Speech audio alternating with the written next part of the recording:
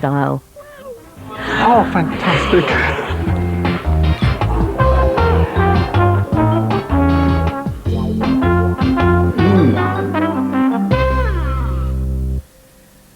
After the news, Carmela's pregnant, but who's the dad? Neighbours at 1:40. We've an appointment with the doctors at 2:05, and Brian Conley's concealing another dirty, rotten cheater at 2:35. Spend the afternoon with us here on BBC One. The English countryside. Long walks, fresh air, Mother Nature at her best. What a shame I got to share it with this lot. Arms in safe hands. Oh, God. Happy now? Ain't you worried about mad cows, you see? No, we'll just get the vet in, he'll give you an injection.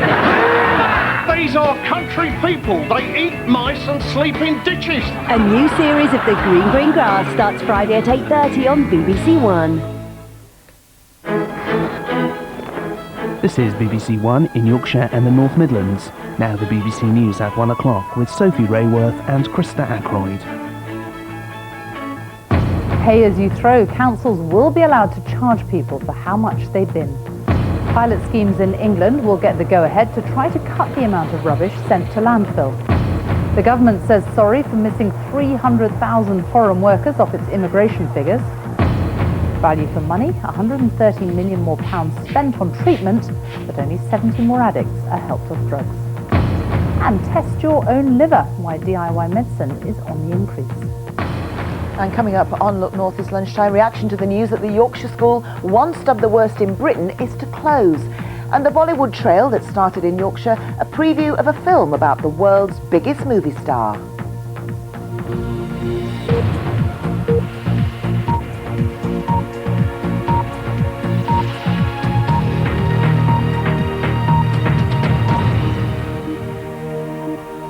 Good afternoon. So how do you feel about having to pay for the amount of rubbish you generate? Well, the government is going to allow councils in England to set up trials in which people would be charged according to how much rubbish they throw away. People who recycled more would pay less council tax. Britain throws out more rubbish than any other country in Europe and is facing heavy fines if it doesn't dramatically reduce the amount of waste going into landfill sites. Here's Mark Simpson. In spite of the recycling revolution, we're running out of room for our rubbish. We may even need new incinerators to meet European targets on reducing these waste mountains. And that's one of the reasons why the government intends to bring forward legislation to allow councils to charge directly for collecting rubbish. Last week it looked like the controversial pay-as-you-throw plans were being scrapped. Now it seems they're back on the agenda. Here in Burnley, they're already used to change with the introduction of the fortnightly bin collection. When it comes to recycling, Burnley is in the top 10 most improved towns in the country. But behind the statistics, there's still a bit of a stink. This bin is already full, but it's not due to be emptied until the end of the week. Theresa Monaghan says changes to the collection system are punishing large families. I think it's stupid. I've got 3 kids and my bins are full within 2 days. So then it's just piling up on top of the bins and then the cats get it. It's just stupid. In this part of Burnley, there already is a problem with fly tipping and vermin. We have a problem with rats and that, with rubbish being left on back streets, and it's a problem with the gates as well. You know what I mean? The gates are being left open, so the kids are getting onto the back streets, and you know, the rubbish bags are getting opened by dogs and cats and all that. But others like the new system. It's a good thing. It brings people's awareness of how much rubbish and waste that we do get rid of. And I feel sorry for the local authorities at times, having to get rid of it when you see the landfill sites. The local council says it doesn't need sympathy, it needs help. The environmental impact that a landfill has, is massive, and it lasts for generations to come. And also it's a waste of resources. Everyone has a bin and everyone has an opinion, but it seems change is coming whether we like it or not. Mark Simpson, BBC News, Burnley. Let's talk now to Chris Lawrence Petroni from the Local Government Association. He joins us from Westminster. Do you know yet where these pilot schemes are going to be tried out? What sort of communities? No, we don't, and that will be up for local authorities to decide. That's one of the things which we really welcome about the way this proposal is coming forward, is that there's a lot of local discretion, and it means that locally sensitive approaches can be taken which will respond to the needs of local communities. People are very concerned about the practicality of these schemes, though, aren't they? I mean, what happens if you live in a flat? How do you stop people, your neighbours, dumping their rubbish into your dustbins, for example? Well, clearly the practicalities need to be sorted, and that's why we are so pleased that there will be a lot of local discretion. But I think the fundamental point that we've got to keep coming back to is that this is about increasing recycling. We are the dustbin of Europe. We do throw away more than anyone else.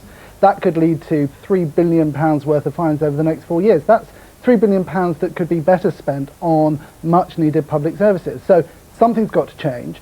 This will provide a scheme that can be locally sensitive, can be piloted, and which will, we believe, lead to a reduction in the amount of waste going to landfill. Are householders the right people to be targeting, though? I mean, a lot of this extra rubbish comes from supermarkets, for example, too much packaging, that kind of thing. People think they should be the ones that be targeted, not the householders who are the recipients.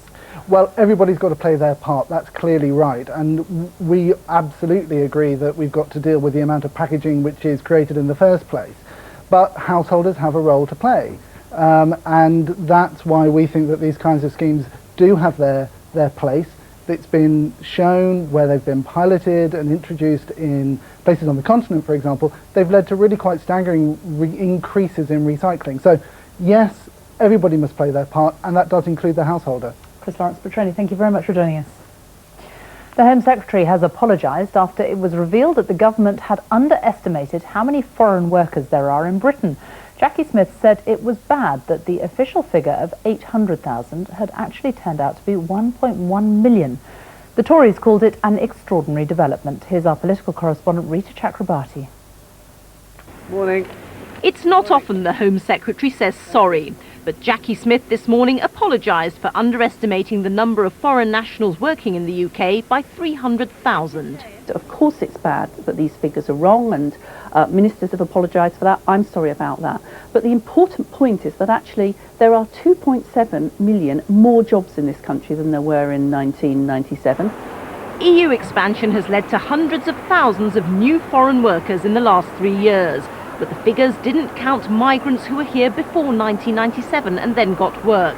The Tories are scathing. The picture that emerges from this announcement is of a system which is in a degree of chaos. The government has no idea really how many people have come to work in the UK. They don't have a proper system for managing the arrival of migrant workers. And yet at the same time, we have more young people in this country unemployed than we did 10 years ago. Getting the numbers wrong is embarrassing. Ministers can't turn the clock back. But they did say that temporary limits on workers from Bulgaria and Romania will stay in force, partly because of mounting evidence that in some areas public services are under pressure because of new arrivals. When we put the evidence together, I think that tells us that we need to strike a prudent balance when it comes to opening our labour market to Bulgaria and Romania. And for that reason, the Cabinet this morning decided to maintain the restrictions that we put in place on Bulgaria and Romania last year. Ministers argue that more foreign workers are good for the economy, but they also know that underestimating the figures undermines public confidence and makes the whole issue of foreign workers a highly charged one. Rita Chakrabarti, BBC News at the Home Office. Now, how do you get drug addicts to kick the habit for good? Throwing money at the problem isn't the answer. If you look at the latest figures, last year funding for drug treatment services in England was increased by £130 million. And the result? Only 70 more people left treatment centres drug-free. Well, the figures were uncovered by our home editor, Mark Easton, who is here. It doesn't sound like value for money. If you think that drug treatment is about getting people off drugs, it clearly isn't value for money. I mean, you could do a simple sum and say 70 people, £130 million, that's £1.85 million A lot of money. Per person. Let's look at the numbers, because it's important that people understand what we're talking about here. If we look at the amount of money that we spent last year that was greater than 2 years previously, that was £130 million. So the budget rose £130 million. And then we look at the number of people who left structured drug treatment free of all illicit drugs, and it was only an additional 70 over the same period 2 years earlier. Now, the point about this is that if we think that drug treatment is about getting people off drugs, then clearly that is an appalling return on the money. But many people will argue that drug treatment is about much more than that. It's about organising people's lives, it's about improving their health, reducing crime, a really important question for the government, about making them participating members of society again. Actually, you know, very few people, frankly, go through drug treatment and come out the other side completely free of drugs. So you uncovered these figures. When you put them to the government, what have they had to say? Well, they say that. They say that really treatment, you should see it in the whole. They claim that actually the amount we spend on treatment has a big effect on the amount of crime and the costs of crime and so on. But the Conservatives have been arguing that actually we're focusing much too much on getting people into the system. How many extra thousands of people have we got connected with treatment services, and not enough on how many people are actually off drugs. And indeed, they have now asked the Public Accounts Committee, as a result of our investigation, to look at what's actually happening in terms of drug treatment and the amount of money that we're spending and the results that we're getting. Mark, thank you very much. Now, have you ever thought of making your journey to work a little more environmentally friendly? Well, the government's thinking of sending its own advisors into your home to tell you how to do just that. It's one of several ideas, including road pricing and better rail links, being put forward by the Department of Transport. Tom Simons has more. Coming down your garden path in future, not the postman or the milkman, but your personal travel planner, appropriately with his own bike. Armed with maps, timetables and advice, he's the government's latest weapon to cut car use and carbon emissions. Did you know about the Sustrans Route 53 into town from The idea is that we'd all be happy to drive less if only there was a practical alternative. The advice is very good. It's quite wide-ranging, because you've got the public transport, you've got the cycling. There's also leaflets in there regarding the National Express coaches, etc., which I do use quite a bit now. The government likes schemes like this because they're cheap and they do seem to have a big impact. Here in Peterborough, they've spent less than £1 million advising 20,000 people, and it's cut car use by 10%. Personal choices about how we get around are at the heart of today's environmental strategy. The advice for Andrew Upton was get on your bike. It's 6 miles to work. He no longer even has a car. I think I decided to get rid of my car and get a bike, so I wanted to try some transport that was more environmentally friendly, and it was a good way of getting myself fit as well. And it's such a lovely area to cycle through and enjoy. Some critics want the government to be more radical, but it knows stopping us travelling would damage the economy, so existing networks have to be improved too. There's talk, but no decisions yet, of a new high-speed rail line, at least as far as Birmingham. Charging us to drive in busy city centres is still on the agenda, as is the widening of motorways to remove bottlenecks. Environmentalists want curbs on air travel. That is currently not part of the plan. The government now has a pot of £20 billion to spend long-term on changing and improving how we travel. But as always in transport, making a real difference will take years. Tom Simons, BBC News, Peterborough. A senior police officer who is in charge of road policy for Britain's chief constables is facing prosecution for speeding. The car of Meredith Hughes, who is the chief constable of the South Yorkshire force, was allegedly clocked by cameras on the A5 in North Wales. The jury at the inquest into the deaths of Diana, Princess of Wales and Dodi Fayed has been hearing how the photographers at the scene of the crash would stop at nothing to get the pictures they wanted. The French motorcyclist Stéphane Darmon, who was driving one of the paparazzi that night, said they overstepped the mark by taking pictures at the crash scene. Well, Nick Witchell is at the High Court. Tell us what else the court has been hearing this morning. These were certainly some of the sharpest exchanges we've heard so far, involving, as you say, Stéphane Darmon, not a photographer, a motorcyclist carrying Romuald Ra, one of the paparazzi, and principally Richard Keane, QC, counsel for the parents of Henri Paul. First on the journey into the tunnel, how close were the paparazzi to the Mercedes? Mr. Keane recalling the evidence of a witness who said that the Mercedes was surrounded by a cluster of motorcyclists. Was one of them you, he asked. No, that's absolutely not the case, said Mr. Darmon. Then to what happened in the tunnel. Darmon and Ra, of course, have admitted that they were the first to arrive. They've said that Mr. Ra attempted to give assistance to the people in the car. Mr. Keane said this: I suggest your and Mr. Ra's account contain self-serving lies. And then he recalled an account given by the former picture editor Ken Lennox of the Sun newspaper for a recent documentary. Mr. Lennox said on the night of the 30th of August he'd received a phone call. It was from someone speaking French very hurriedly. He was the French photographer, Romuald Ra, who said that he had photographs of Princess Diana in a car crash. He said I could have them exclusively in the UK for £300,000. Mr. Lennox said that he agreed in principle. Sir Richard Keane QC said this to Stefan Darman: what Mr. Ratt was protecting was not the victims in the car, but the £300,000 exclusive that he'd just negotiated with the Sun newspaper. Mr. Darman, I don't know what to say to that. Mr. Keane, what percentage does the driver get, Mr. Darman? Mr. Darman, I don't want to answer that. This is delirious. I was just the motorcycle rider. Nick Witchell, thank you very much. 16 French and Spanish nationals have been charged in Africa over allegations that they were involved in an operation to abduct more than 100 children from Chad and fly them to Europe. The children are thought to be aged between 3 and 10. Some are believed to have fled to Chad from Sudan's Darfur. They were due to be housed with host families in Europe. Well, from Chad, Stephanie Hancock reports. After more than 5 days in police custody, images of the French and Spanish prisoners at the centre of a child kidnapping scandal are shown to the world. In a law court in Abéché, the prisoners are camped out on the floor, looking exhausted and dishevelled.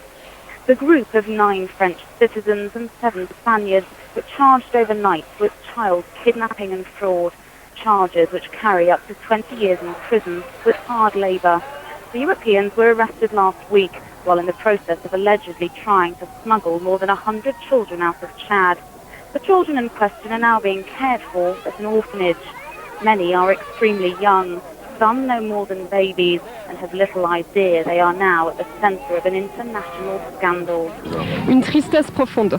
A great sadness, shame for my country. That is my first impression, and mostly a sadness for those children. Une tristesse pour ces enfants. The French charity Zoe's Ark says these children are orphans from Darfur. But the Chadian government and aid workers here say there is mounting evidence that many of the children are not orphans and are crying to go home to their parents. Where are the papers saying they should leave? No papers from Sudan, no papers from Chad, no papers from UNHCR, no papers of any international value. Chad's President Idriss Deby has publicly condemned the group's actions and is warning that the prisoners are facing a long time in jail. Stephanie Hancock, BBC News in Abéché, Eastern Chad. The time is just after 1:15. Our top story this lunchtime. Councils could soon charge households in England for how much rubbish they throw away. And coming up, come on you Brits, will all 4 nations come together in a single football team for the 2012 Olympics? And coming up in 15 minutes on Look North, changing their lives around for the better. The people being helped by a new type of health trainer on the National Health Service. And from Scarborough to the West End in just 2 years, the entertainer no longer dreaming of the big time, he's made it.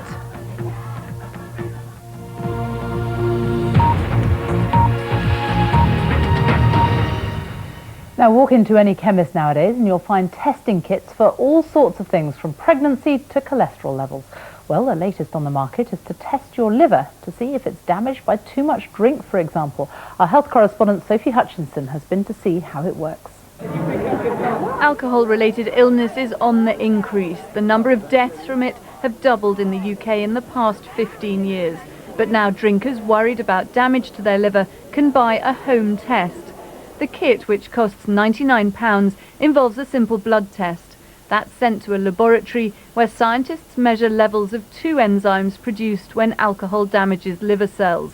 The test's manufacturers claim it offers people the chance to take direct control of their health. Not all of us have the time to wait in the queues for GPs for blood tests. We don't have time to go to visit the GP 3 weeks later to get an appointment at 12:30 in the afternoon. This test is about taking responsibility for your own health in your own home. In the past 5 years, sales of home testing kits like this have risen by 30%, according to Mintel. DIY health is a booming industry. You can now get kits to test for the early signs of bowel cancer, for diabetes, and also meningitis. And these kits kits are so popular that there are even calls now for a change in the law to allow for home testing kits for HIV. The government is taking expert advice about whether to review the law on HIV, but some are concerned about the rise in do-it-yourself diagnostic tests because they insist they're not fail-safe. I think it's crucial that the result of any test is taken in the context of the symptoms, the context of the signs the patient may have, and also the reason why the patient is concerned. Because if someone, for example, is worried they're drinking too much, they may actually have serious damage to another organ, but they're just doing the liver test and may be falsely reassured. But NHS patients in their 60s are now being sent DIY tests for bowel cancer. It's hoped by carrying them out in the privacy of a home, more people will be encouraged to check for a condition they may find embarrassing. Sophie Hutchinson, BBC News. Scientists say a government plan to automatically put folic acid in flour could actually be bad for us. The Institute for Food Research has issued a warning because it says too much folic acid in the bloodstream can cause severe problems. Our health correspondent Jane Hughes is with me. Just explain why the government wants to put the folic acid in the flour in the first place. They want to do it because women who are trying to get pregnant and women who are pregnant are advised to take folic acid because it can really reduce their risk of having babies with birth defects like spina bifida, but a lot of them don't. And so they've been thinking about putting it in flour or in bread so that women automatically get it and they cut the number of babies born with those birth defects. It's been done in the United States, it's been done in Canada, and the reduction's been something like 50%. So they've been looking at it, but now the chief medical officer has become concerned about scientists expressing anxieties about the other effects that this might have on the rest of us eating bread with folic acid in it. Because the Institute for Food Research says actually the long-term effects may not be known for 20 years, and some of the effects they're predicting are not good, are they? Yes, they're calling this a Jekyll and Hyde supplement. They're saying folic acid can be good for some people, bad for other people, and that for some people it can cause an increased risk of bowel cancer. For elderly people who have a vitamin B12 deficiency, it can be a problem. It can be a problem for people with blocked arteries who are being treated for that, and for people who are being treated for things like leukemia and arthritis. So really what they're saying is the government's going to have to go back now, take another look and really weigh up the risks versus the benefits. Jane, thank you very much. The King of Saudi Arabia is at Buckingham Palace on the first official day of his visit to Britain. Later today, he'll attend a state banquet hosted by the Queen. But the event's been boycotted by the acting leader of the Liberal Democrats, Vince Cable, because of the Saudis' human rights record. Here's James Robbins. Pomp and controversial circumstance. King Abdullah arrives at Horse Guards Parade for a meeting of two very different monarchs. The Queen, as head of state, occupies a place unimaginable for any woman in Saudi Arabia.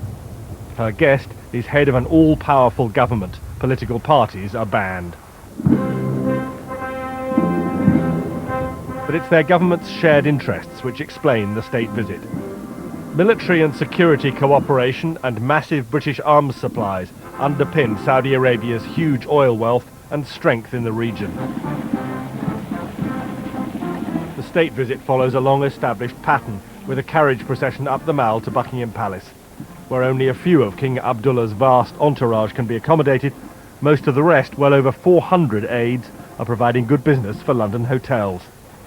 This state visit has been condemned by human rights organisations, pointing to Saudi Arabia's record of torture and the subjugation of women. When the Queen hosts a banquet at Buckingham Palace tonight, the Liberal Democrats will boycott the event. But the government insists the two kingdoms have some shared values as well as real differences. James Robbins, BBC News. Farmers on the Italian island of Sardinia have gone on hunger strike after the European Union said they had to pay back subsidies it says they were given illegally. Thousands of farmers on the island are now facing bankruptcy and the loss of their traditional livelihoods. From the south of the island, here's our correspondent Christian Fraser.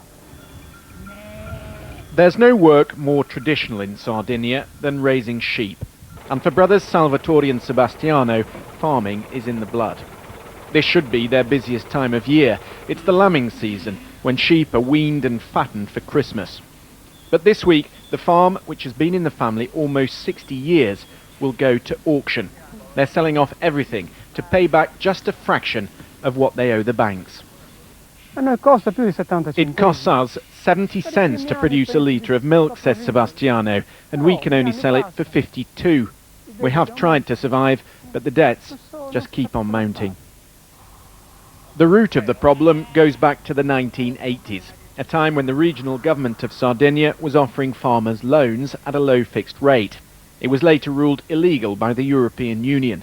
But by that time, these farmers had spent the money improving their land, and once the banks raised interest rates, they quickly sank into debt. In total, over 5,400 farms on the island are facing bankruptcy. Farmers like Antonio, who spent his loan improving irrigation. Today, he tells me, he can't even afford to turn on the water. Sono esagerati. And everyone is heading the same way. This used to be a flower farm fitted with state-of-the-art equipment, employing over 80 people. Now the owner, penniless and destitute, has turned to his neighbours to beg for food. For those villages that are based on the agricultural activities, this is a very big problem, and it's devastating for their economy. And so these farmers have taken their crisis to Rome. They spent last week on hunger strike, trying to draw government attention to the scale of their debts. But it's not just the banks that are applying pressure on these farmers. One or two of them have also received death threats. And some say that's because land like this, which is now abandoned and fallow, has suddenly become very attractive and profitable to the property developers. With farmers desperate to sell, land exchanges hands at a fraction of the value. The Sardinian crisis is reflective of the larger malaise in Italian farming, but in some regions the effect of EU policy appears disproportionate. In Sardinia, rural communities are withering and dying, and with them, the more traditional way of life. Christian Fraser, BBC News, Sardinia. When it comes to football, we're all used to backing our national team, whether it be England, Northern Ireland, Scotland or Wales. But how do you feel about supporting a Great Britain football team? Well, the British Olympic Association wants a single GB team for the 2012 Games, but there's stiff opposition to the idea from most of the home nations, as Kevin Geary now explains. In the days when the Olympics were strictly amateur, Great Britain regularly fielded a team, winning gold in London in 1908 and coming fourth again in London in 1948. But since the 70s, when shamateurs from Eastern Europe began to dominate, there's been no united British team, and bringing the four home nations together again under one banner for 2012 looks fraught with problems. Scotland, Wales and Northern Ireland fear losing their independence as international teams if they're merged with England for the Olympics. It is a situation that maybe down the line some people could argue that our autonomy could be questioned if we are part of a British team. The loss of footballing identity, though, would not be an issue according to the Game's international ruling body. This has nothing to do with the FIFA statutes and the privileges given to the four British associations. When it comes to the Olympics, they have to play with one team. For the Scots particularly, the overriding problem is that in football terms, the only thing they want to do with the English is beat them. Anything else would be anathema. But the Olympic organisers are determined to go ahead with a Great Britain team. It would be absolutely inconceivable for us to host the world's greatest sporting event in this country that includes as an integral part of that competition the sport of football, our national sport, and us not to field a team. I mean, that is inconceivable. But unless attitudes change markedly, there's little prospect of the Welsh, Scots and Northern Irish coming together with England to bid for Olympic glory. Kevin Geary, BBC News. Let's have a look at the latest weather with Thomas Schaffenacker. Is it enjoy the sunshine while it lasts? Something like that. something like that. It's a lovely day today. A lot of this clear blue skies across the country. Tomorrow is going to be a little bit more cloudy, so enjoy the sunny spells at the very least today. Let's have a look at the big picture first of all. See this big gap in the cloud across the Atlantic here. That's the high pressure where the air's sinking, drying out the air, dissolving the clouds. But to the north, we've got low pressure, cloud and rain heading in the direction of Scotland and Northern Ireland as well. So here we're not enjoying the clear blue skies. The sunshine really is reserved for England and Wales. So lovely afternoon here. And temperatures on the mild side around about 15 degrees Celsius. Now through this evening and overnight tonight, we keep the cloud and outbreaks of rain and also increasing winds for the north of the UK. However, in the south, we're going to see some clear spells. So that means a touch of ground frost possibly, for example, in Kent County Canterbury, temperatures of around about 3 degrees in comparison to the much milder conditions across Scotland, into double figures, in fact, with that increasing wind from the Atlantic, in fact up to gale force in some places first thing in the morning. But let's concentrate first of all on the good weather tomorrow, or relatively good weather. It's across the south, for example, a bit of sunshine around, mist and fog in a few places, but you'll notice that already by 8 o'clock in the morning it's a lot more cloudy across the country. So that's why we're saying today, enjoy the sunshine while it lasts. The clouds streaming in from the Atlantic. Again, cloud and rain for the northwest of Scotland in particular. Strong gusts of wind, 40, maybe 50 miles an hour in places. For Northern Ireland, a cloudy start as well, but a mild one, around 12 degrees. And for Wales, especially around these coasts, a lot of low grey cloud shrouding the hilltops, spits and spots of drizzle here and there. But again, it's not cold. We're talking about double figures first thing in the morning in Plymouth, for example. And the winds are quite light here as well. So then how's the afternoon panning out? Well, certainly a lot more cloud than today everywhere across the country, but it's mild, very mild in fact. We're talking about temperatures of around about 17 degrees possibly in London. But remember, it's a cloudy 17, so it doesn't feel like 17 in the full sunshine. Now, as far as the rest of the week's concerned, well, not a lot of change. It stays cloudy, but at least it's on the mild side. So the same pattern continues through Thursday. We have those Atlantic southwesterly winds bringing the cloud, 17 degrees. Again, some rain across the north of Scotland. And we end the week on a very, very similar note with subtle differences. Cloud in Scotland, but maybe a few breaks in the cloud across the eastern counties. So sunny today, but tomorrow, certainly more of this. Sophie. Thomas, thank you very much. At 1:30, a reminder of our top story. People could soon be charged in England according to how much rubbish they throw out. And still to come on News 24 in the next half hour, a roundup of all the business news and all the day's sport, including a German footballing legend explains what he thinks is wrong with Steve McLaren's England team. But that's all from the 1 o'clock news this lunchtime, so it's goodbye from me. And on BBC One, we now join the BBC's news teams where you are. Bye-bye.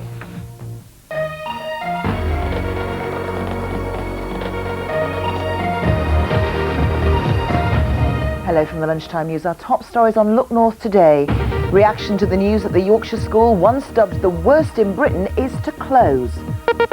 And the Bollywood trail that started in Yorkshire, a sneak preview of a film about the world's biggest movie star. Good afternoon, thank you for joining us on Look North. The West Yorkshire school, once dubbed the worst in Britain, is to close. But the decision concerning the ridings in Halifax has been condemned by members of a teaching union in Calderdale. The secondary school was put back into special measures earlier this year, and last night councillors decided the pupils will begin to be transferred to other schools and it will close in the summer of 2009. Well, joining me in the studio now is Sue McMahon from the NUT. Are you saying then you're against this closure, and you think that the teaching staff there, if they were given more time, could turn it round? Certainly, Krista, the teaching staff could be given more time. We're very concerned about the abruptness of this closure. The consultation actually started to begin just before the summer holidays.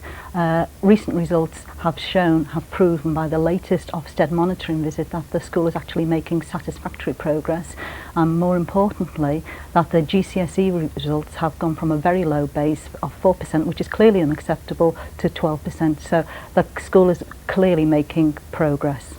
Your main concern about the closure is actually based on the fact that pupils will have to travel quite some distance to other similar schools, won't they? That's correct. I mean, at no stage whatsoever have we put our members, the teachers, first, which I suppose in one way it is wrong. Our main concern has been about the students at the ridings at present and the potential students at the ridings, because all that is left for that community are a grammar school and 2 faith schools. And more importantly, there is no guarantee that a parent at the school at present will be offered the place of the next school choice. Of course, the Ridings has had a history in the past of industrial action. Will that happen again?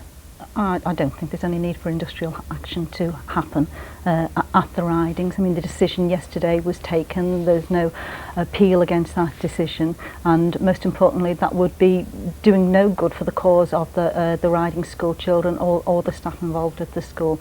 Just deeply disappointed, and it must be really upsetting and worrying for the parents in that area, knowing that there could be considerable distance for their children to travel to, and not only that, with no guarantee of any transport whatsoever. Sue McMahon, thank you very much. Thank you.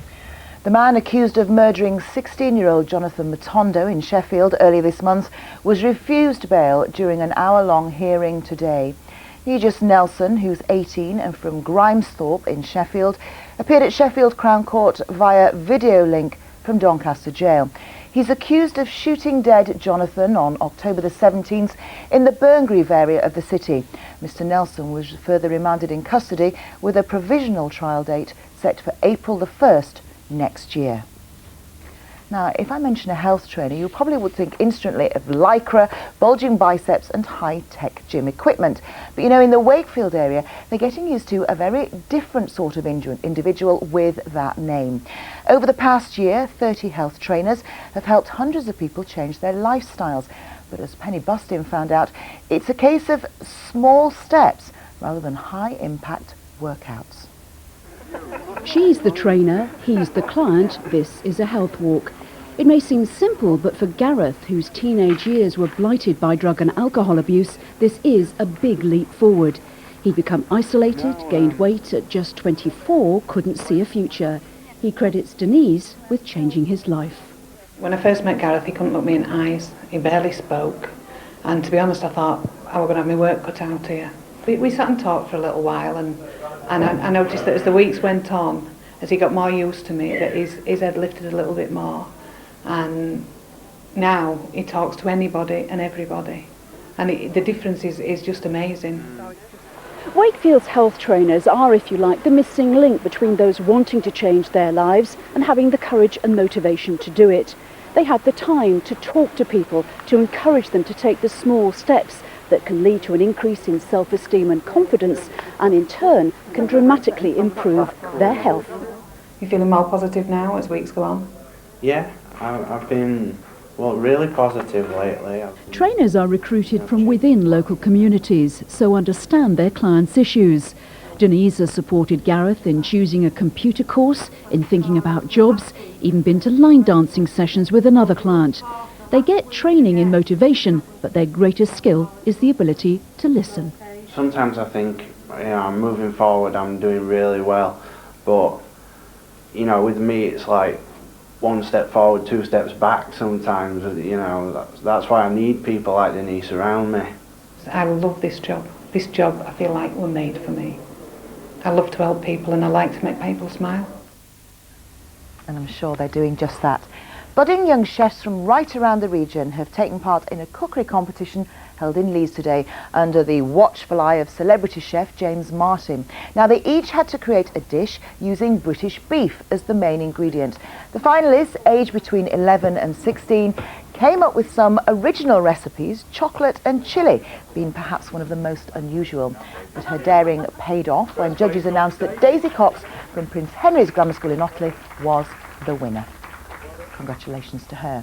Now tonight on BBC One, Imagine goes on the trail of the world's biggest and busiest film star, Amitabh Bachchan. Now the journey starts here in Yorkshire, which of course played host to India's equivalent of the Oscars in Sheffield in June. The film then follows the Big B to his home city of Mumbai, as Rupa Rajani reports. Amitabh Bachchan was voted Star of the Millennium in a BBC online poll to discover the world's greatest film star, ahead of Sir Laurence Olivier and Charlie Chaplin. He's been the king of Indian cinema for more than 30 years, and the fans went crazy when he came to Yorkshire earlier this year. In an extensive interview with Alan Yentop, Amitabh Bachchan looks back on his successful career, which spans more than 160 films. If the basis of producing and making cinema in India is to provide entertainment to a very, very large section of people who are poor, have a very meager existence, they would want to see something that is larger than life, that is escapist in nature, that has a lot of song and dance and music, and almost entirely different from their own very hard existence. It should almost be dreamlike. At the age of 65, Amitabh is working harder than ever.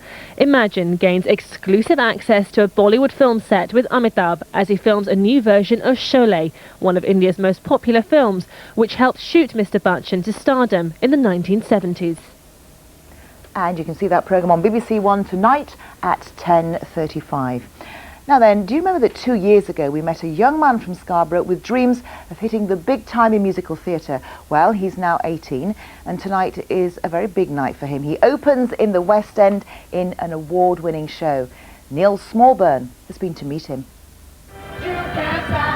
The hustle and bustle of London's West End. Your name up in lights. It's the thing dreams are made of, and for one Yorkshire teenager, they're coming true. Now, you might recognise Ben James Ellis.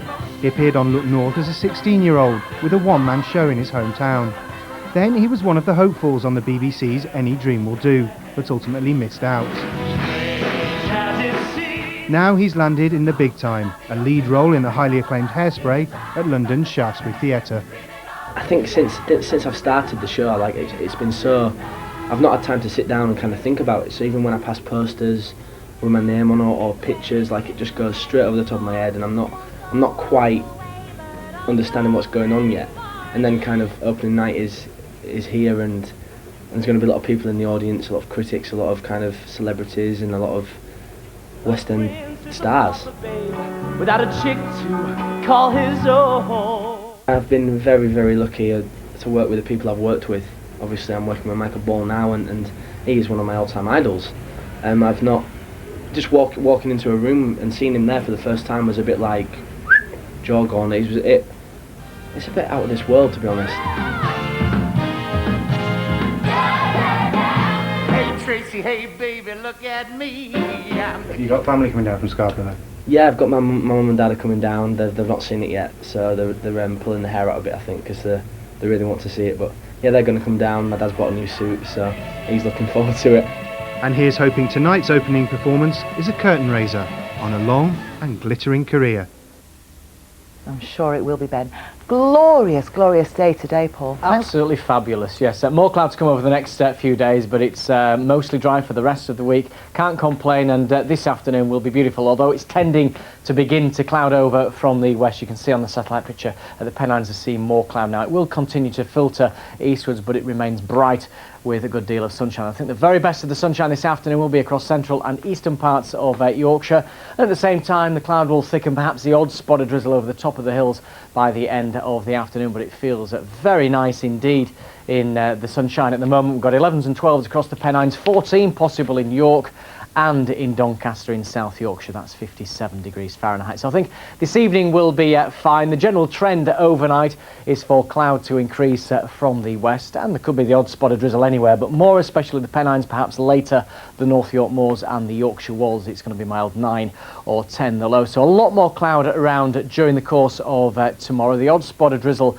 mainly over the hills, but the wind will pick up from the southwest. That's quite important. It will help break the cloud up to the east of high ground, so some sunny spells coming through. And look at these temperatures, 16 in Leeds, York and Doncaster. That's 61 Fahrenheit. A very similar forecast Thursday and Friday, mostly dry, rather cloudy at times, but some sunshine. Look at that, 17 is actually the average for May, never mind the 1st of November, but cooler and brighter on Saturday. That's the forecast. So we could be having a better autumn than we did in summer. We could well, yeah. Well, it's certainly wonderful today. Thank you very much. See you again at 6:30. Have a good afternoon and enjoy that sunshine.